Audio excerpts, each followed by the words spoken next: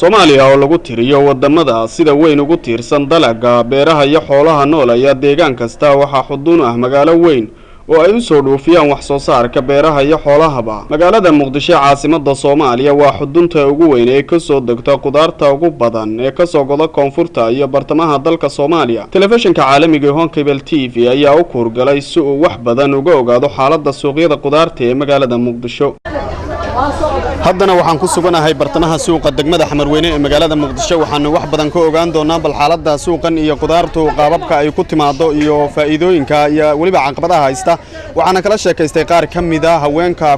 ku iibiya iyagu bartamaha suuqa degmada Xamarweyne oo ah ka ugu weyn ee degmada Xamarweyne khudaarta iyo bal caqabadaha haysta ayaan kala sheekaysan doonaa. Dahabo Cabdinuur waa mid kamid ah haweenka sida maalinlaha u yimaada suuqan isla markaana ka ganacsada khudaarta noocyadeeda kala duwan waxayna sharaxaysaa khudaarta wallahi waa iska fiican tahay nolol maalmeedka caruurta inaan ka dhisanaa wax kale oo haba oo maanta dib raac jirto waanaan iskaga dhaqanahay waxa caqabadaha naga heesto dhinaca jidkooyooyinka khudaartii oo la soo raray aan isleenahay muxuu ahay aad gaarsiisin goobta aad u gadayseen khudaartii oo goobta la gaarsiin karin ee jidadkii oo xiran ku soo aadaysa markaas ayadoo 5 milyan 6 milyan oo lacag gadan naga qasaartaa inta kale hadii uu jidka furan yahay waa isaga nolol maalmeedsanaa sida Ilaahay noo qadaran ku sugan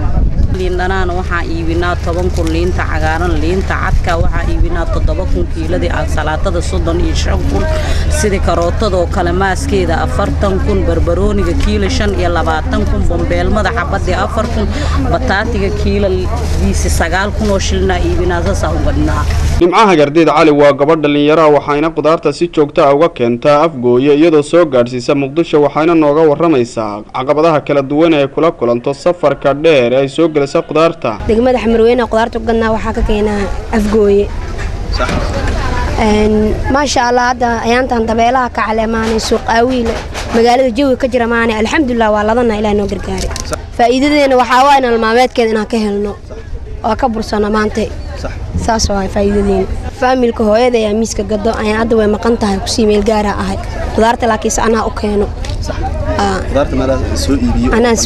anaa soo iibiyo banaanka keen afgooy ka keeno adiga laftaada ana naftiga afgooy ka keeno dhibaatooyinka la eg iyo dadka sida ku hesho dhibaatooyinka aadana waxa noogu daran dhibaato helitaanka aan soo heleen hortana waa caadi suuq waan ka soo iibsanaa. Dahabo Cabdinuur iyo Nimcaha Gardeed Cali ayaan si isku mid ah u weydiiyay bal in ay noo sharaxaan caqabadaha waaweyn ee haysta dadka iyagu ka ganacsada khudaarta ee ku dhaqan magaalada Muqdisho. bal nooga waran aad weyn marar badan ay saas naqatay waa mararka ay jidkooyooyinka la soo kulanto khudaarta oo la rabay xilliga ay goobteedii timaado oo goobta imaan karin ay dab u dhac sameeyso markay dib u dhac sameeyso khudaartaas ayadoo qasaare aad weyn keenayso laakiin dhibaatooyinkan heestada waxa waa dhinaca dawladda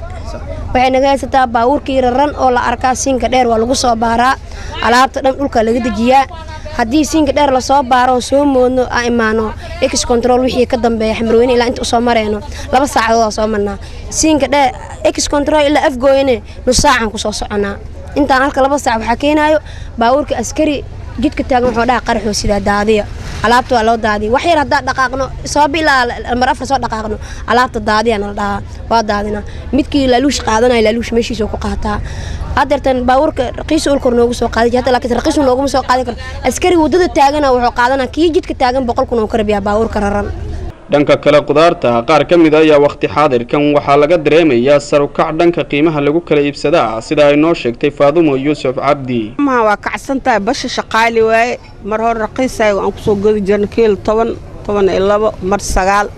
hadda kiiladii waxaan ku soo qaadnay 18 20 aan gadana bardhadan saas oo kale sababta maxaa keenay